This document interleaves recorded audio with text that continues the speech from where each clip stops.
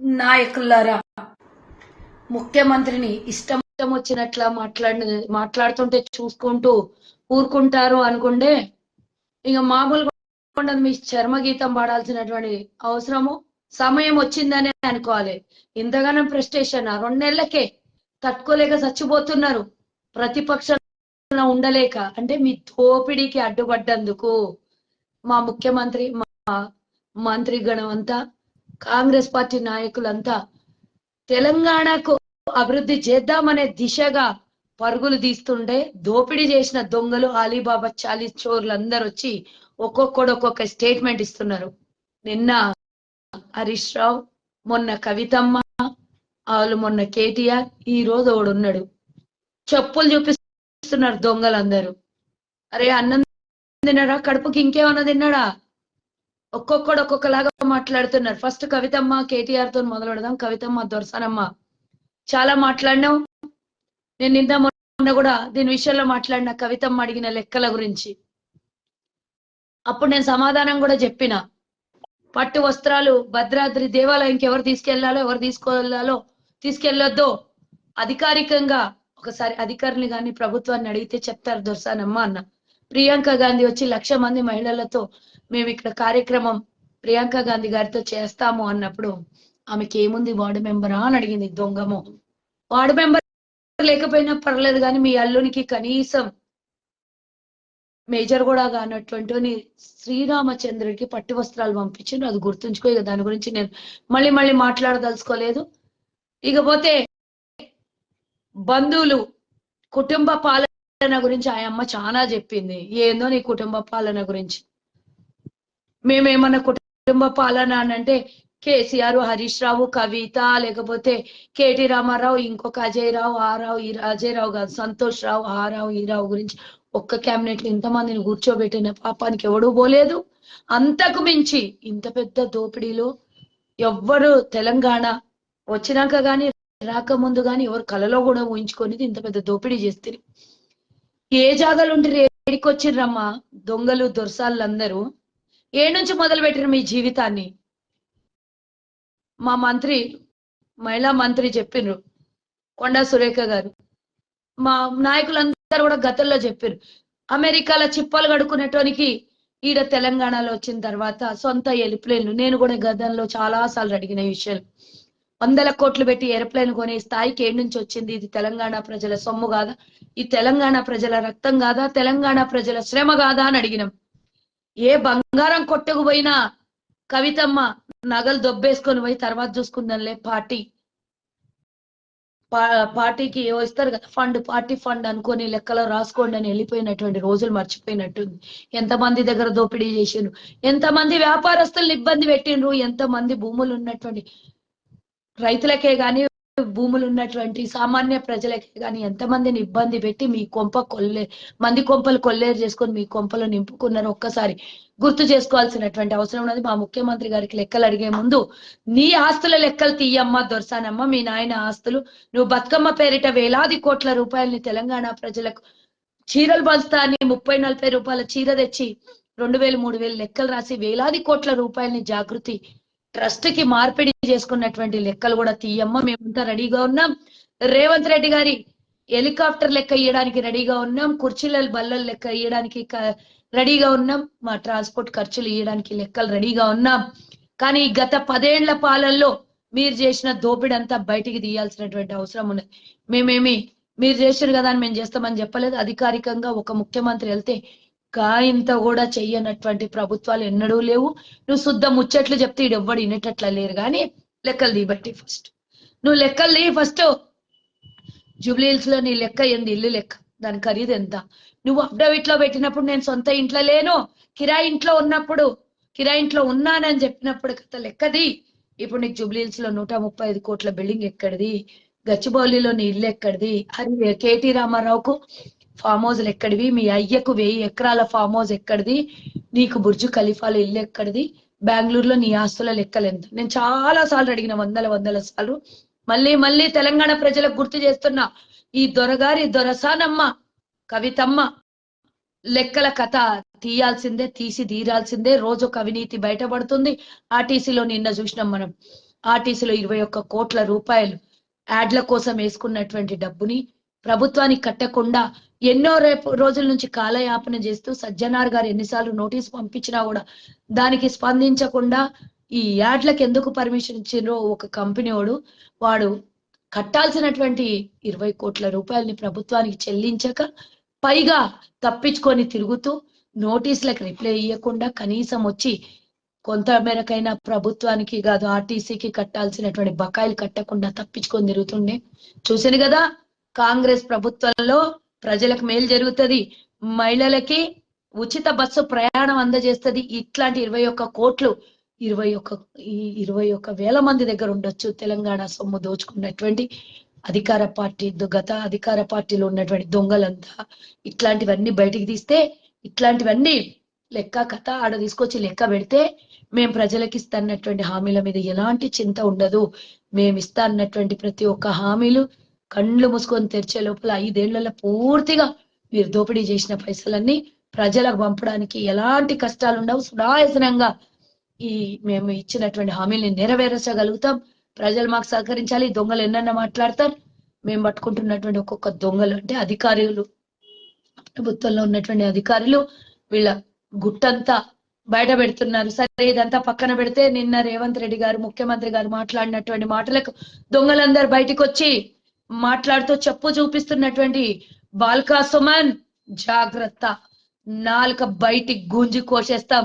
మర్యాద ఉన్నంతసేపే మర్యాద. ఈ రోజు ముఖ్యమంత్రి, గతంలో మీ కేటీ రామారావు అన్నాడు, ఒక ముఖ్యమంత్రి అని కూడా గౌరవించకుండా ముఖ్యమంత్రి స్థాయిలో తండ్రి లాంటి వాడు ఉన్నటువంటి కేసీఆర్ ని పట్టుకొని ఇష్టం వచ్చినట్ల తిడుతున్నాడు అని ఈ కేటీఆర్ అన్న మాటలకి ఈ రోజు నీకు అడుగుతున్నా, ఒక ముఖ్యమంత్రిని చెప్పుతో కడుతున్నావా దొంగ అని అడుగుతున్నా. మాకు లేవా చెప్పులు, మా గొట్టనికి రావా నీకు అని అడుగుతున్నా. నువ్వు ఉట్టిగా చెప్పు లేపినావు, మేమందరం తలుచుకుంటే నీకు చెప్పులతో కొట్టి మేం కాదు ప్రజలు తలుచుకుంటే చెప్పులతో ఉరికిచ్చి ఊరు నీకు చూపించింది కదా మా వివేకన్నా, నీకేడికి ఉరికిచ్చి కొడతాడో ఇంకా ప్రజలు ఒక్కసారి అది ఉరికిచ్చి చెప్పుతో కొట్టినట్టే. నిన్ను ఓడగొట్టిండ్రు అంటే చెప్పుతోను కొట్టి నీకు సన్మానం చేసిండు అక్కడ ఉన్నటువంటి ఓటర్లు. సరిపోలే, నువ్వు చెప్పు లేపుతా బిడ్డ. రేవంత్ రెడ్డి గారి మీద చెప్పు లేపినంత ముట్టగాని అయినావు.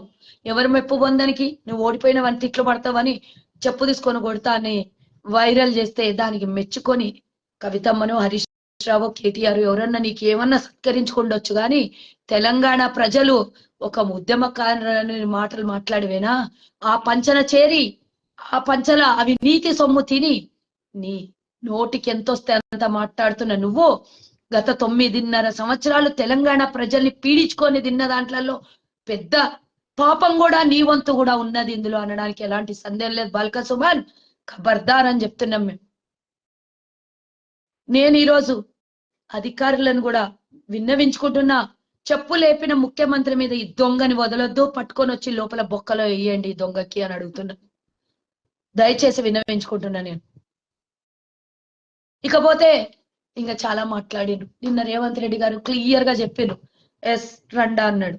అవును, గతంలో బీజేపీలకు చిమ్మునెత్తురు లేకపోవచ్చు నాకు తెలియదు, కానీ గతంలో ఒక కేంద్ర మంత్రిని పట్టుకొని ఒడ్లు కొనుగోలు విషయంలో ఒక కేంద్ర మంత్రి రండా అన్నాడా? ఆ రోజు మాట్లాడలే. ఆ రోజు కూడా వాళ్ళు చెప్పులు లేపలేదు, ఎందుకో నాకు తెలియదు. కానీ ఈ రోజు అయితే నేను చెప్తున్నా, మరి మీకు చీమునెత్తురు ఉందో నాకు తెలీదు. ఎవరి భాషలో అర్థం కావాలంటే వారి భాషలో చెప్పాలని రేవంత్ రెడ్డి గారు క్లియర్ గా చెప్పారు. ఎందుకంటే 2 మాటలు చెప్తేనే 2లకు అర్థమవుతుందని రేవంత్ రెడ్డి గారు క్లియర్ గా చెప్పారు. కాబట్టి ఆ భాషలో అర్థమైంది కదా, ఇప్పుడు ఆ భాషలో చెప్తేనే మీకు అర్థమైంది.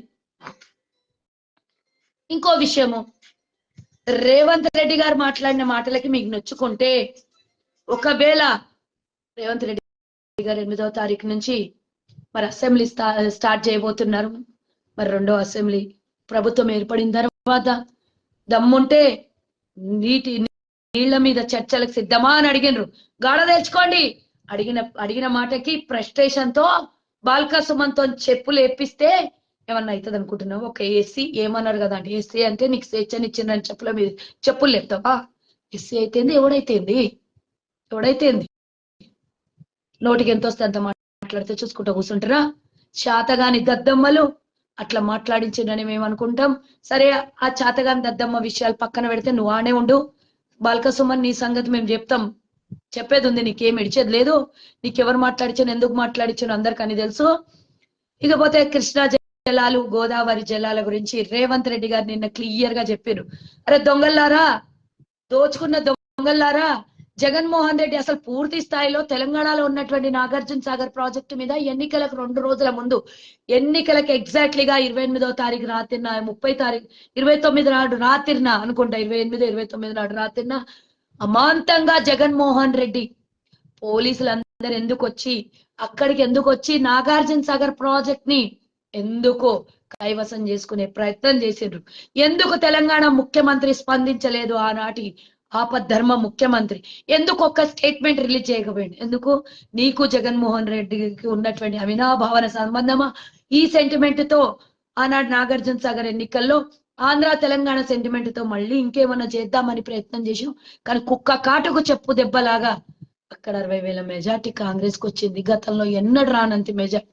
అంటే నువ్వు గొంతుకు దోకున్న గుంతలో నువ్వే పడ్డావు కేసీఆర్ అనడానికి నాగార్జున సాగర్ ఎన్నికనే నీకు కళ్ళకు కనబడ్డట్టు. గత చరిత్రలో చెప్తున్నా, గత చరిత్రలో రానటువంటి మెజార్టీ 62,000 అనుకుంటా సుమారుగా మెజార్టీ ఇచ్చినటువంటి నాగార్జున సాగర్ ప్రజలు ఒక్కసారి నీ గుడ్డి కళ్ళకి చూసుకో. ఇక రోజమ్మ కోడి కూర పులావులో తిని కేసీఆర్ రోజమ్మకు వరాలిచ్చి రాయలసీమ ప్రజలకు రతనాల సీమలాగా మారుస్తా అన్న మాట మర్చిపోయినరా? రండలంటే నొప్పి వచ్చింది. ఒక ఆమె ఏదో సోషల్ మీడియాలో మాట్లాడుతుంది, ఆమె పేరు తీసి నేను ఆమెను ఇంత హైప్ క్రియేట్ చేయదలుచుకోలేదు, రండలు ముండలు అని మాట్లాడుతుంది. ఫస్ట్ ఆఫ్ ఆల్ దొరసానమ్మ, గడిల పరిపాలనలో గత ప్రభుత్వంలో ఉన్నటువంటి నువ్వు ఒక్కసారి కేసీఆర్ కి ఇదే మాట అడగలేకపోయినవా? రండమ్మా, మాటలు మాట్లాడినమ్మా అడగలేకపోయినవా దొరసాని? ఎందుకన్నావు? ఒక కేంద్ర మంత్రిని పట్టుకొని రండా ముండా అందించినావు. ఎన్నోసార్లు ప్రెస్ మీట్ లో కూర్చొని బూతులు, నోటికొచ్చినని బూతులు మాట్లాడిన ముఖ్యమంత్రి యాద రాలే తల్లి నీకు? మేము చెప్పినాం కదా కుల్లా, ఏ భాష మాట్లాడితే అర్థమవుతుందో ఆ భాషలో చెప్పాను మా ముఖ్యమంత్రి గారు. ఇక దొరసాని పేరు నాకు సంబంధం లేదు, కానీ దొరల గడిలో కట్టేసినటువంటి చెప్పాను కదా, 12 మంది ఎమ్మెల్యేలకు గట్టేసుకున్నాం అన్నట్టు ఈ పిల్లతో మాట్లాడించినేమో గాని రండా అన్నదాకా మాట్లాడలేదు. సరే నేను కూడా నీకు అదే అంటే నాకు అవసరం లేదు, నీ ఇంకితానికి ఇడిచేస్తున్నా. మరి ఈ జలాల విషయంలో, వాటా విషయంలో నేను చెప్పదలుచుకున్నా. తెలంగాణ ప్రజలకు అందరికి అర్థమైంది, కేసీఆర్ దొంగల గుంపుకి, మాదేదైతే మిస్త్రీ గుంపు ఉంది కదా, మేము బిల్డ్ చేసే గ్రూప్, దొంగల గ్రూప్ కి నేను సమాధానం చెప్తున్నా. దోచుకొని తినే దొంగల గ్రూపు అలీబాబా 40 crore గ్రూపుకి నేను చెప్తున్నా. మరి ఆనాడు కృష్ణా జలాల్లో మన వాటెంత? 811 టీఎంసీల నీళ్లలో 68% తెలంగాణ వాటా ఉంటే 32% ఆంధ్రప్రదేశ్ వాటా. మరి 68% ఉన్నటువంటి వాటా తెలంగాణలో, తెలంగాణకు నీళ్ళు ఎంత అందించాలి? నువ్వు 511 టీఎంసీ నీళ్ళని ఆంధ్ర జగన్మోహన్ రెడ్డికి అప్పచెప్పి మరి మిగతా 288 ఎంతనో టీఎంసీల నీళ్లు తెలంగాణకి ఇచ్చినావు.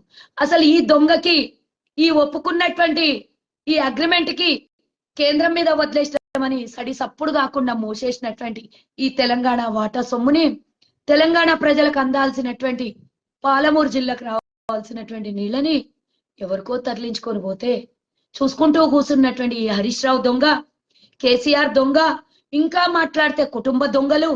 మరి ఏమైందమ్మా?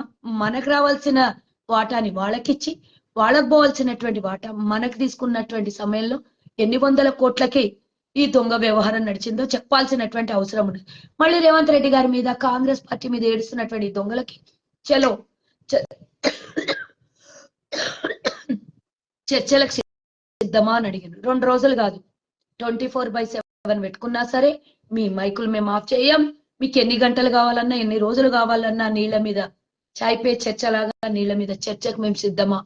సిద్ధం. మీరు సిద్ధమా అని అడుగుతున్నాం. రండి, దమ్ముంటే గాడ అసెంబ్లీలో 8వ తారీఖు నుంచి మాట్లాడుకుందాం.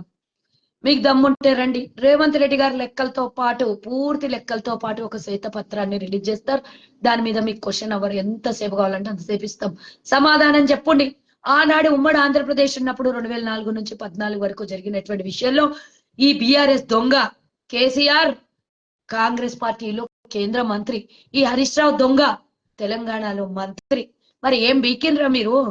ఆనాడు అడ్డుపడి రాలే తెలంగాణ వాటా తరలించుకొని పక్క రాష్ట్రాలకు పోతుంటే అడగడానికి రాలే? ఆనాడు సొంత లాభాల కోసం, సొంత అభివృద్ధి కోసం, సొంత పదవుల కోసం పార్లమెంట్ లో ఒప్పుకొని వచ్చి ఆనాడు తెలంగాణకు దక్కాల్సిన వాటని ఆంధ్ర రాయలసీమ పోతే చూసుకుంటూ కూర్చున్నటువంటి మీరు ఉద్యమకారులు అంటే మేము నమ్మాలా? మీరు తెలంగాణ కోసం కొట్లాడినంటే మేము నమ్మాలా? కేవలం నీకు అధికార దాహం. ఒక ముఖ్యమంత్రి తెలంగాణలో రావాలి, ఇంకో ముఖ్యమంత్రి ఆంధ్రప్రదేశ్ లో పోవాలి, 2 రాష్ట్రాలు విడిపోవాలి. ఇదే ముఖ్య ధ్యేయం. తెలంగాణ ప్రజల అభివృద్ధి కాదు, తెలంగాణ నిరుద్యోగుల మీద ప్రేమ కాదు, తెలంగాణకు రావాల్సిన నీళ్ళ వాటా మీద మమకారమో లేదు. ఏదీ లేనటువంటి దొంగలు లక్షల కోట్ల తెలంగాణ ఆదాయాన్ని ఈ రోజు దుమిడీ చేసి దొంగతనం చేసినటువంటి వీరు కాంగ్రెస్ పార్టీ గురించి, మా ముఖ్యమంత్రి గురించి, మా మంత్రుల గురించి, మా ప్రభుత్వం గురించి మాట్లాడే దమ్ము మీకుందా? ఇంకా ఈ దొంగ హరీష్ రావు చాలా మాట్లాడిండు. నాకెంత మాట్లాడినా వీళ్ళ గురించి ఎంత విమర్శించినా కూడా చీతూ అన్నట్టే ఉంది. కానీ వీళ్ళని ఎన్నిసార్లు విమర్శించినా సిగ్గు శరం లేదు వీళ్ళకి.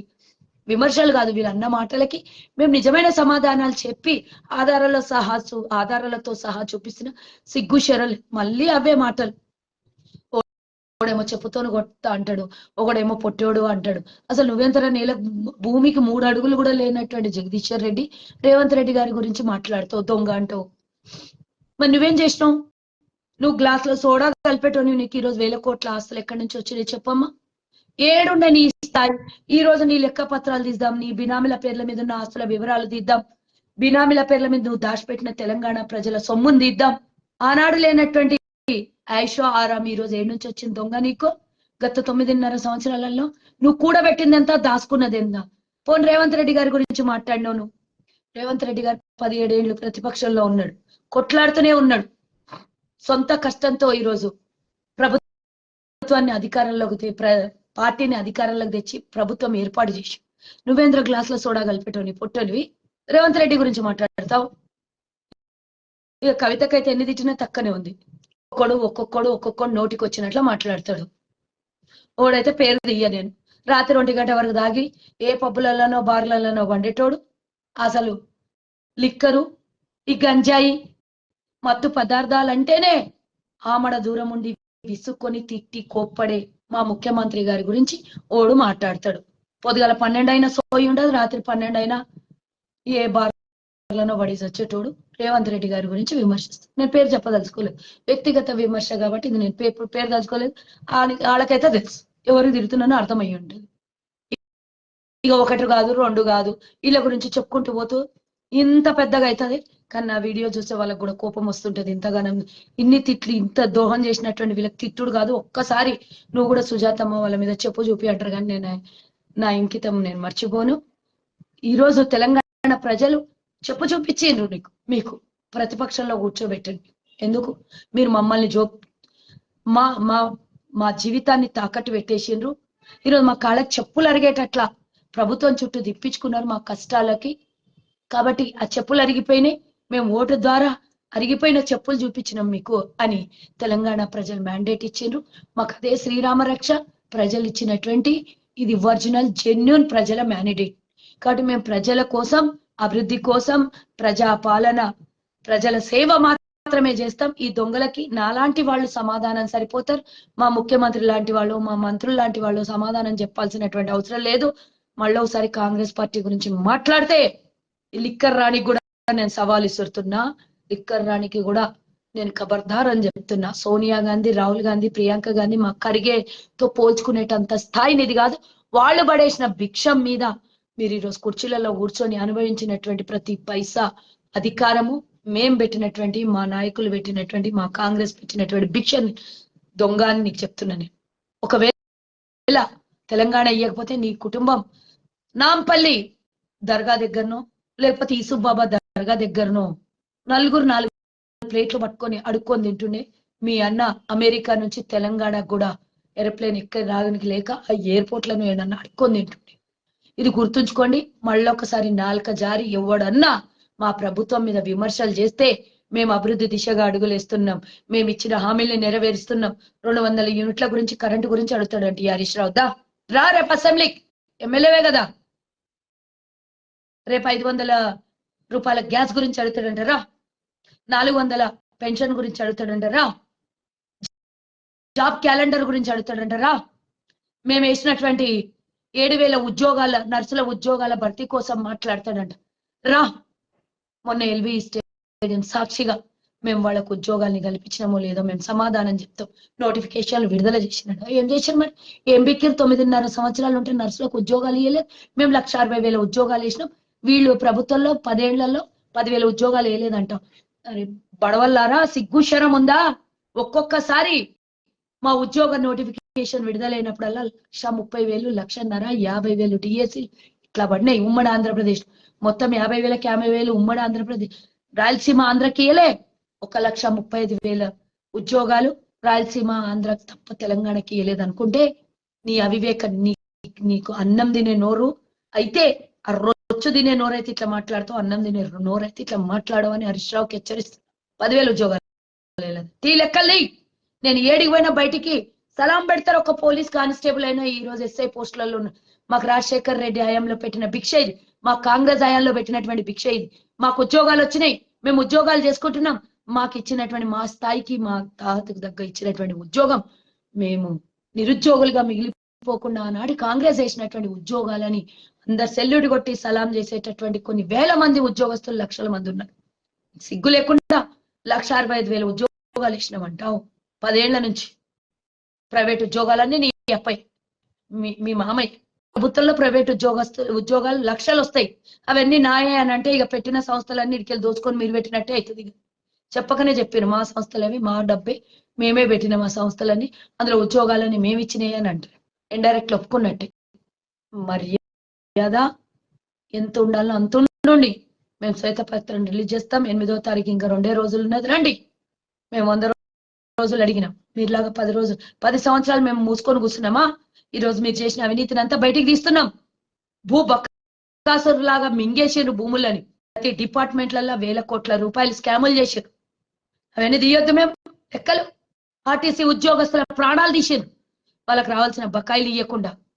మీ బతుకుజాడు. మీరు కూడా రేవంత్ రెడ్డి గారి గురించి, కాంగ్రెస్ గురించి తెలంగాణ ప్రజలు ఈరోజు చీతు అని ముస్తున్నా కూడా ఇంకా మాట్లాడుతున్నారు అని అంటే 39 మంది చాలా పెద్ద ప్రతిపక్షం అంట. మా 39 మందిని ఎదుర్కొనే దమ్ముందా రేవంత్ రెడ్డి అని ఒకడు అడుగుతాడు. అరే సిగ్గులేని వాళ్ళారా, 103 మంది మేము ప్రతిపక్షంలో ఉండగా మేము 5 మంది అంటే 5 మంది ఎమ్మెల్యేలేం. మరి రేవంత్ రెడ్డి గారు అసెంబ్లీలో లేరు, కానీ 5 మందిని ఎదుర్కొని ఈ రోజు కాంగ్రెస్ పార్టీ 64 మంది ఎమ్మెల్యేలతో ప్రభుత్వాన్ని ఏర్పాటు చేసింది. 5 మంది ఎమ్మెల్యేలు గుర్తుంచుకో, 20కి 5 చేసిండ్రు. కానీ మేము ప్రతిపక్షంగా నిటారుగా నిలబడి కొట్లాడి ఈ రోజు తెలంగాణ ప్రజలు ఇచ్చినటువంటి ఆశీర్వాదంతో ప్రభుత్వం ఏర్పాటు చేసినాం. ప్రతిపక్షంలో ఉంటేనే నీకింత ధీమా ఉంది. మేము 5 మందితో ఉన్నప్పుడు నీ అయ్యను కొట్లాడినాం, నీ అయ్యని ఢీకొన్నాం. మాకు లేదా దమ్ము? 39 మంది ఇచ్చారు కదా. అప్పుడు 39 మందికి ఇంత సొల్లు గార్చుకుంటే 103 మందిని ఉన్నప్పుడు ఎదుర్కొన్నాం మేము 5 మంది. మూసుకొని కూర్చోండి. ఇక ఎక్క మాట్లాడితే ఇజ్జత్ పోతుంది. మీరు బయటికి వస్తే నిజంగానే ఆ బాల్క సుమన్కి మీకు అందరికి చెప్పులతోని ప్రజలు కొట్టగలరు. జాగ్రత్త. అసెంబ్లీ వరకన్నా జాగ్రత్తగా రండి. మధ్యలో ఎవడన్నా కొట్టినా కూడా కొట్టగలరు మీకు.